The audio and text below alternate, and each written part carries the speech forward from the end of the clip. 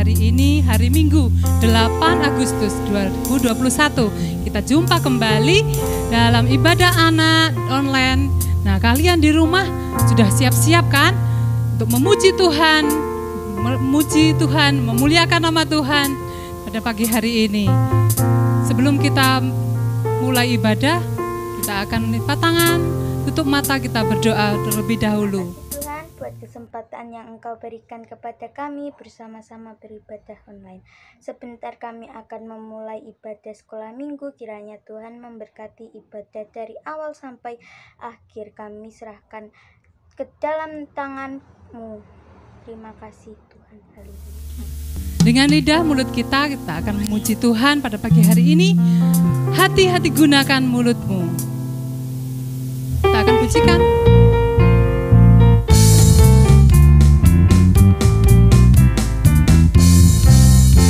Hati-hati gunakan mulutmu.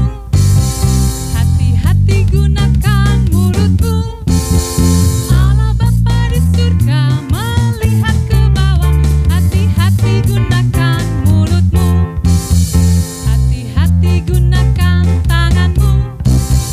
Hati-hati gunakan tanganmu. Allah Bapa di surga melihat ke bawah.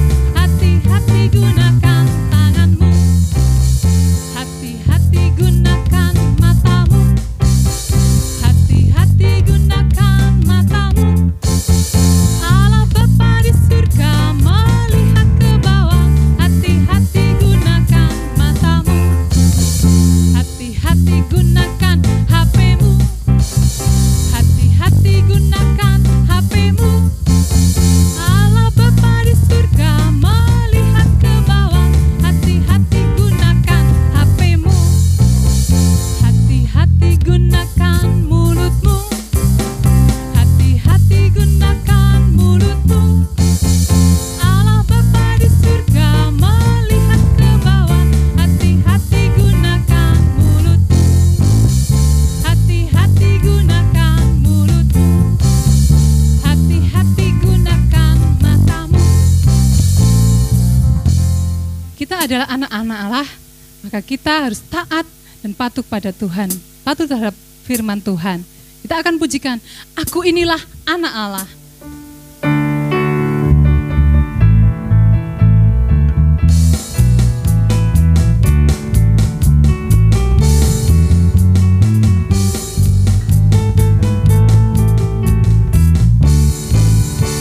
Inilah anak Allah yang telah ditebus oleh darahnya.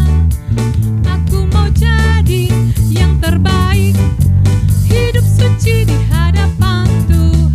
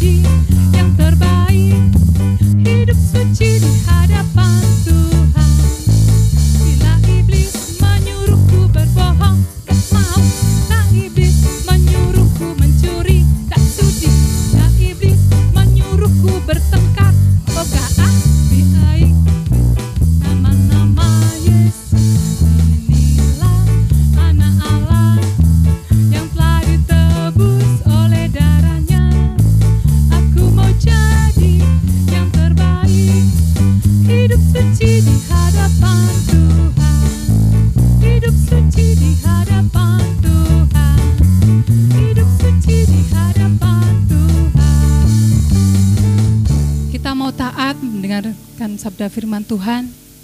Firman-Nya ya dan amin, menguatkan kita pada pagi hari ini. Kita pujikan firman-Mu ya dan amin.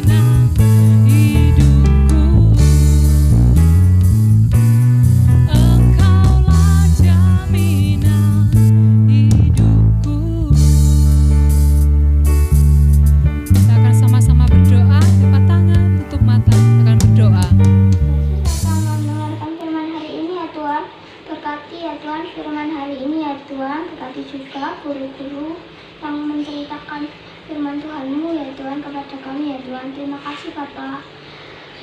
Dalam nama Yesus kami berdoa ya. Selamat pagi anak-anak yang dikasih Tuhan. Pagi hari ini kita akan kembali belajar firman Tuhan. Sesuai dengan bacaan kalian, pagi hari ini kita akan belajar di dalam Yakobus pasal 3. Kita tidak akan membaca semua, tapi kita akan membaca mulai ayat yang pertama sampai ke-12. Kalian di rumah boleh mengeluarkan suara supaya kalian bisa mendengarkan dengan baik apa yang diperkatakan di dalam firman Tuhan ini. Kita akan baca sama-sama ya. Yakobus 3 pasal ayat 1 sampai ke-12. Dosa karena lidah. Saudara-saudaraku, janganlah banyak orang di antara kamu mau menjadi guru, sebab kita tahu bahwa sebagai guru kita akan dihakimi menurut ukuran yang lebih berat. Sebab kita semua bersalah dalam banyak hal. Barang siapa tidak bersalah dalam perkataannya, ia adalah orang yang sempurna, yang dapat juga mengendalikan seluruh tubuhnya. Kita mengenakan kekang pada mulut kuda sehingga ia menurut kehendak kita. Dengan jalan demikian kita dapat juga mengendalikan seluruh tubuhnya. Dan lihat saja kapal-kapal walaupun amat besar dan digerakkan oleh angin keras, namun dapat dikendalikan oleh kemudi yang amat kecil menurut kehendak jurumudi. Demikian juga lidah, walaupun suatu anggota kecil dari tubuh, namun dapat memegahkan perkara-perkara yang besar. Lihatlah, betapapun kecilnya api, ia dapat membakar hutan yang besar. Lidah pun adalah api. Ia merupakan suatu dunia kejahatan dan mengambil tempat di antara anggota-anggota tubuh kita sebagai sesuatu yang dapat menodai seluruh tubuh dan menyalakan roda kehidupan kita, sedang ia sendiri dinyalakan oleh api neraka. Semua jenis binatang liar, burung-burung, serta binatang-binatang menjalar dan binatang-binatang laut dapat dijinakkan dan telah dijinakkan oleh sifat manusia. Tetapi tidak seorang pun yang berkuasa menjinakkan lidah. Ia adalah sesuatu yang buas, yang tak terkuasai dan penuh racun yang mematikan. Dengan lidah kita memuji Tuhan Bapa kita, dan dengan lidah kita mengutuk manusia yang diciptakan menurut rupa Allah. Dari mulut yang satu keluar berkat dan kutuk. Hal ini saudara-saudaraku tidak boleh demikian terjadi. Adakah sumber memancarkan air tawar dan air pahit dari mata air yang sama? Saudara-saudaraku, adakah pohon ara dapat menghasilkan buah zaitun, dan adakah pokok anggur dapat menghasilkan buah ara? Demikian juga mata air asin tidak dapat mengeluarkan air tawar. Anak-anak yang dikasih Tuhan, kitab Yakobus ini ditulis oleh Yakobus, Rasul Yakobus, tetapi bukan Yakobus yang saudaranya Yohanes ya, bukan Yakobus anak Zebedius, tapi Yakobus yang menulis surat Yakobus ini adalah Yakobus saudara Tuhan Yesus. Rasul Yakobus ini di dalam tulisannya dia memperkenalkan dirinya sebagai hamba Allah dan hamba Kristus Yesus. Dia adalah pemuka jemaat di Yerusalem. Anak-anak tahu bahwa jemaat saat itu yang berada di Yerusalem pun mengalami kesulitan. Meskipun tidak disebutkan secara detail kesulitan apa yang mereka hadapi, tetapi di dalam suratnya ini Rasul Yakobus mengajarkan kepada jemaat yang ada di Yerusalem dan juga ditujukan kepada kita orang-orang percaya, bagaimana membawa sikap kita, bagaimana mengatur perkataan kita di tengah kesulitan hidup ini. Dalam surat Yakobus yang kita baca di dalam pasal 3 tadi disampaikan untuk kita mengekang lidah kita. Kenapa kita harus mengekang lidah kita? Karena lidah kita yang kecil ini kalau tidak dikendalikan itu sangat hebat akibatnya ke dalam kehidupan kita. Bahkan diumpamakan seperti api yang kecil itu bisa membakar hutan yang luas. Dan dikatakan bahwa lidah ini kalau nggak dikendalikan itu bisa meracuni dan merusak seluruh tubuh kita. Begitu hebatnya ya kuasa lidah itu. Olehnya sebagai orang percaya yang beriman kepada Kristus, kita diajarkan untuk mempunyai kebiasaan mengendalikan lidah kita dalam berkata-kata, dalam berucap, dalam menyampaikan sesuatu. Pada pagi hari ini kita akan melihat sebuah kisah di dalam Alkitab yang menceritakan Bagaimana sebuah perkataan itu mempengaruhi atau menentukan kehidupan seseorang. Kita akan membaca sebuah kisah di dalam Perjanjian Lama. Tante Nilam gak akan mengajak kalian membaca Alkitab, tapi kalian bisa membuka, nanti mempelajari ya di dalam Bilangan 13, mulai ayat yang pertama sampai terakhir, sampai ayat 33, ada 33 ayat, Bilangan 13 ayat 1 sampai 33. Di dalam kisah ini diceritakan tentang 12 pengintai.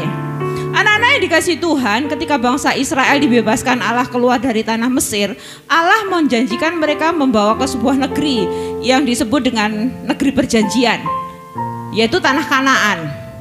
Lalu setelah melewati sebuah perjalanan yang panjang, Allah berfirman kepada Musa supaya mengutus orang untuk melihat tanah perjanjian itu ya.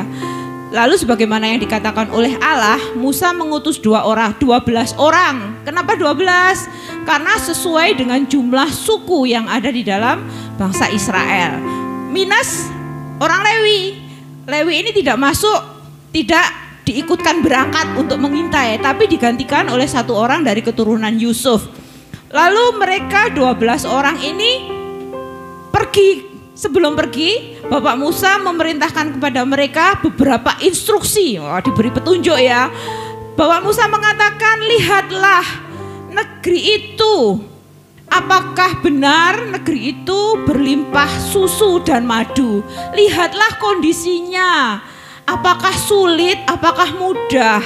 Lihatlah kondisi alamnya. Supaya kita nanti ketika ke sana, kita mengetahui bagaimana kekuatan mereka. Karena Allah mengatakan bahwa negeri Kanaan ini adalah sebuah negeri yang berlimpah madu dan susu. Lalu anak-anak yang dikasih Tuhan, pergilah 12 pengintai ini. Disebutkan di dalam Alkitab, namanya detail ya, dicatat 12 pengintai. Dan salah 2, ada 2 yang tercatat yang menjadi pengintai untuk masuk ke negeri Kanaan itu adalah Kaleb dan Yosua ya, Kaleb dan Yosua.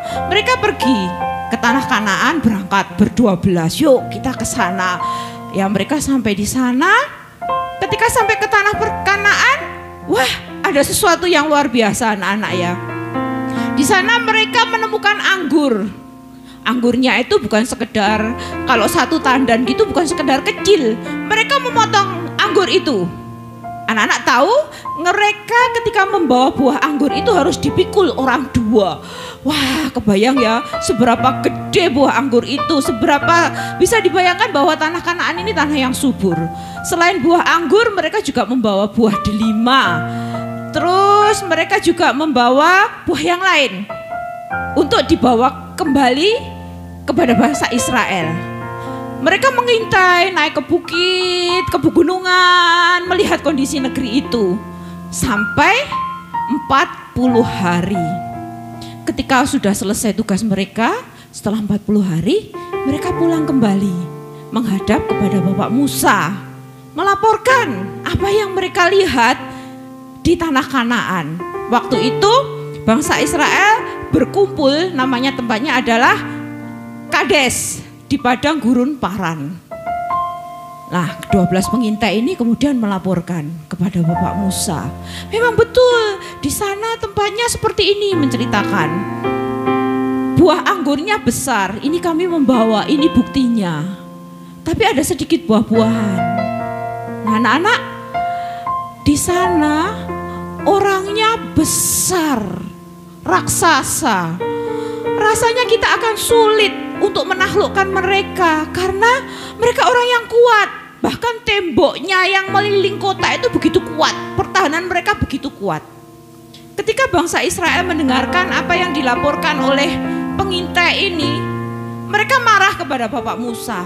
Loh, kenapa kita dibawa keluar dari negeri Mesir yang enak? Kita nggak perlu bersusah-susah ke sebuah negeri yang penduduknya gede, raksasa. Kita pasti kalah. Mereka pasti akan membunuh kita. Terus kenapa kalau kita keluar dari Mesir hanya untuk dibunuh, dibawa masuk ke Kanaan? Tetapi anak-anak, 2 orang pengintai menyampaikan sesuatu yang lain. Ketika orang-orang Israel ketakutan mendengar berita itu, Kaleb mengatakan, menenangkan mereka dan meyakinkan bahwa mereka akan merebut tanah Kanaan ini karena orang Israel adalah orang yang kuat. Ketika yang lainnya marah-marah, mengomel-ngomel, bahkan marah kepada Tuhan, Kaleb ini nangis, sedih loh. Kenapa toh orang Israel ini bisa lupa dengan pertolongan Tuhan yang sudah dinyatakan ketika mereka keluar dari Mesir. Pengintai yang lain lupa bahwa Allah Israel itu adalah Allah yang membelah lautan ketika mereka dikejar oleh Raja Firaun dan tentaranya. Mereka lupa bahwa Allah yang menolong mereka itu adalah Allah yang memelihara mereka selama di padang belantara dengan mengirimkan mana dan burung puyuh, sehingga selama di padang orang Israel ini nggak kelaparan, meskipun mereka nggak bertani, nggak beternak, tapi Allah memelihara. Mereka melupakan itu dan ngomel-ngomel, marah-marah kepada Bapak Musa yang dipilih Allah untuk memimpin mereka keluar dari tanah Mesir. Mengapa mereka takut? Karena yang dilihat cuma, oh ada raksasa, oh temboknya kuat. Mereka lupa bahwa Allah mereka itu adalah Allah yang maha kuasa. Kekhawatiran mereka membuat mereka memperkatakan atau mengucapkan kata-kata yang membuat Allah tidak berkenan. Anak-anak tahu ketika melihat orang Israel seperti ini, Allah mau menghukum mereka, tetapi Musa menawar kepada Allah dalam doanya, menawar, Tuhan jangan hukum mereka, jangan memusnahkan mereka. Perkataan pengintai ini benar-benar melemahkan seluruh orang Israel. Semuanya marah, semuanya takut. Tetapi berbeda dengan apa yang dikatakan oleh Yosua. Yosua ini perkataannya optimis. Dia mengajak orang Israel untuk tidak takut. Dia mengajak orang Israel untuk ingat bahwa Allah mereka adalah Allah yang luar biasa. Kaleb mengatakan kepada bangsa Israel apa yang dikatakan oleh 10 pengintai ini menakutkan kamu. Tetapi saya mengatakan kepada kamu bahwa negeri yang kami selidiki itu adalah luar biasa baiknya. Ketika yang 10 mengatakan sulit keadaannya, Kaleb mengatakan luar biasa baiknya. Atas perkenanan Tuhan, negeri itu akan menjadi milik kita. Negeri itu akan diberikan kepada kita dan Tuhan akan membawa ke sana. Kalau Tuhan membawa ke sana, negeri itu akan diberikan kepada kita. Jangan pernah melawan Tuhan, karena Tuhan menginginkan bangsa Israel untuk masuk ke tanah Kanaan. Kalau mereka bersungut-sungut ingin kembali ke Mesir, itu sama saja dengan melawan Tuhan. Kaleb mengatakan jangan melawan Tuhan dan jangan takut terhadap orang-orang yang tinggi, orang yang raksasa di negeri itu.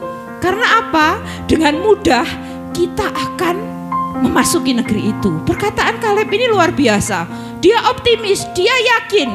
Karena Kaleb tahu bahwa yang melindungi bangsa Kanaan ini sudah pergi.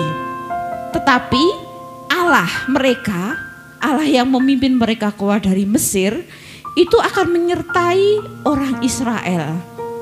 Akan memimpin orang Israel. Jadi jangan pernah takut. Itu yang dikatakan Kaleb ya anak-anak. Anak-anak tahu apa yang dikatakan oleh Kaleb dan Yosua ini mendatangkan berkat di dalam kehidupannya. Sementara yang bersungut-sungut ini mendapat berkat atau mendapatkan sesuatu yang menjadi perkataan mereka. Allah melakukan apa yang diucapkan oleh mereka dalam kemarahan ini. Mereka ngomel-ngomel dan Allah melakukan apa yang diucapkan oleh orang Israel yang tidak percaya bahwa mereka bisa masuk ke negeri Kanaan. Tapi berbeda dengan Kaleb dan Yosua.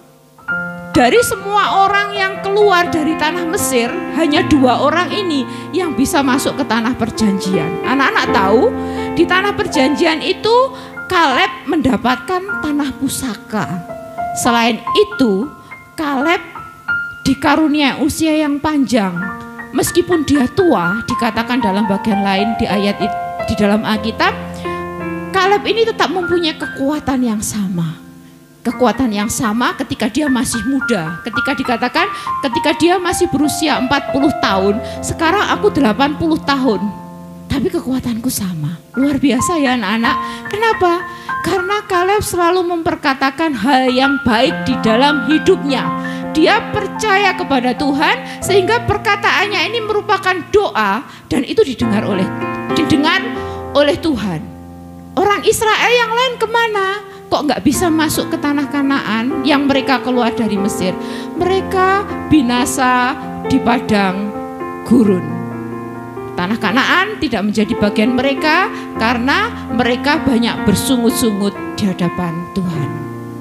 Anak-anak yang dikasihi Tuhan, dari pelajaran yang kita dengar di depan tadi bahwa perkataan itu mempunyai kuasa, bahwa itu merupakan doa kita. Di dalam Bilangan 14 ayat 28 dikatakan bahwa katakanlah kepada mereka, demi aku yang hidup, demikianlah firman Tuhan, bahwasanya seperti yang kamu katakan di hadapanku, demikianlah akan kulakukan kepadamu. Ku di sini berbicara tentang Tuhan. Jadi kalau kita mengatakan di hadapan Tuhan, itu yang akan dilakukan Tuhan kepada kita, kepada kamu.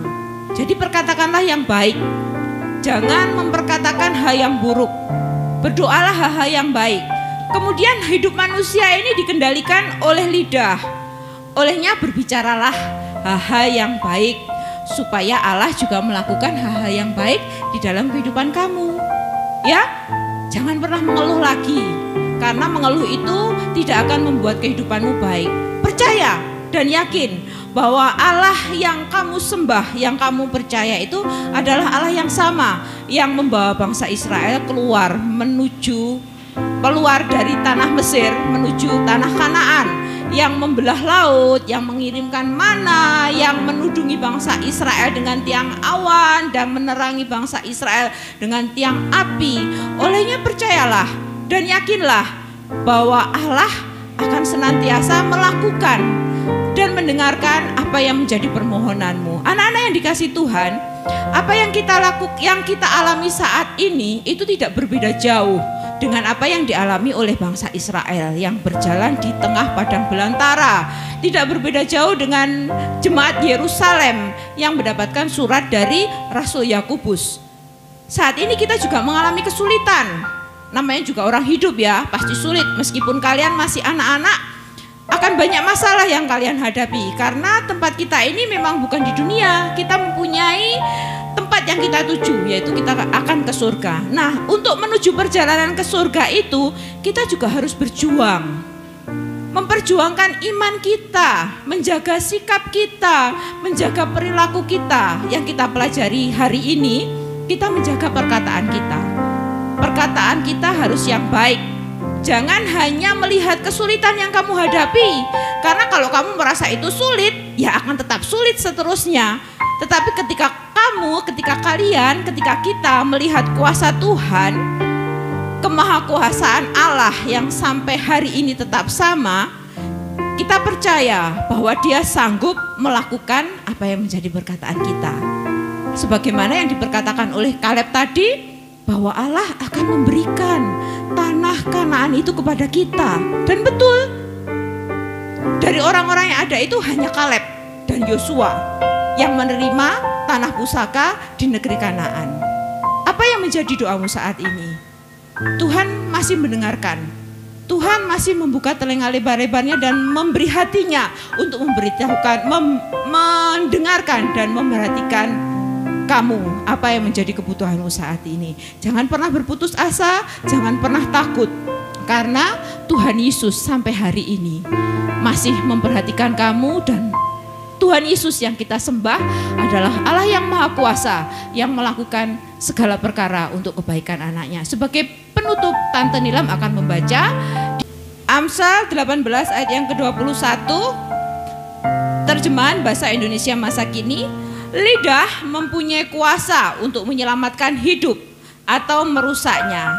Orang harus menanggung akibat ucapannya. Tuhan Yesus menolong kamu untuk menjalani kehidupan ini, mempertahankan imanmu kepada Dia, terus menjaga sikap dalam perbuatan dan perkataan. Tuhan Yesus memberkati anak-anak semua. Iya anak-anak, bagaimana ibadah saat pagi hari ini? Kita sudah bersama-sama memuji Tuhan, bahkan kita mendengarkan firman Tuhan. Setiap kata yang kita keluarkan harus kita pikirkan dulu, apakah itu bermanfaat ataukah tidak. Kalau tidak, tentunya tidak usah kita perkatakan, karena setiap ucapan itu adalah sebuah doa di mana Tuhan mendengar setiap kata-kata yang kita keluarkan. Sebelum kita akhiri ibadah saat pagi hari ini, kita nyanyi satu pujian dulu. Ya Tuhanku, aku hendak bernyanyi bagimu. Jadi apapun yang kita keluarkan melalui perkataan kita, biarlah Allah dipermuliakan di dalam dan melalui kehidupan kita. Nyanyikan pujian ini bersama-sama. Ya Tuhanku, aku hendak bernyanyi bagimu selama aku hidup. Ya Allahku, aku hendak bermazmur bagimu selagi ku ada. Inilah yang ku renungkan setiap waktu. Nyanyian pujian dan pengagungan kepadamu,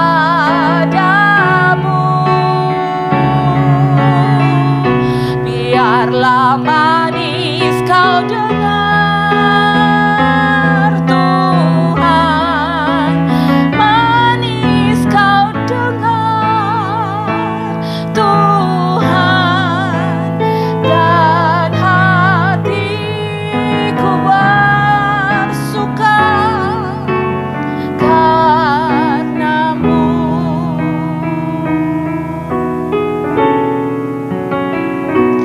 Ya Tuhanku, aku hendak bernyanyi bagimu selama aku hidup. Ya Allahku, aku hendak bermazmur bagimu selagi ku ada. Inilah yang ku renungkan setiap waktu. Nyanyian pujian dan pengagungan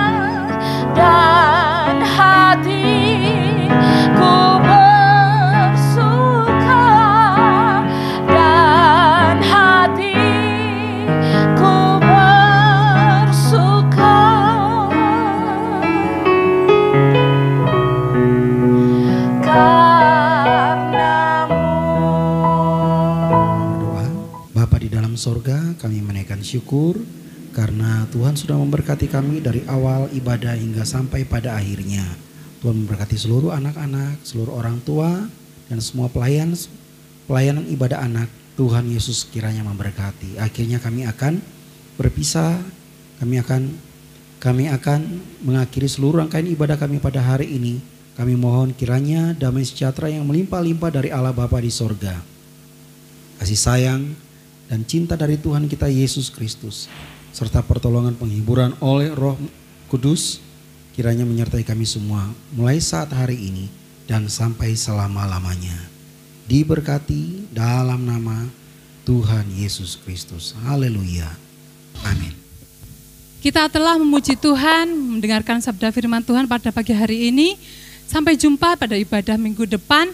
Tetap semangat membaca firman Tuhan tiap hari dan berdoa. Sampai jumpa minggu depan, anak-anak tetap jaga kesehatan ya. Bye-bye, see you next time. Tuhan Yesus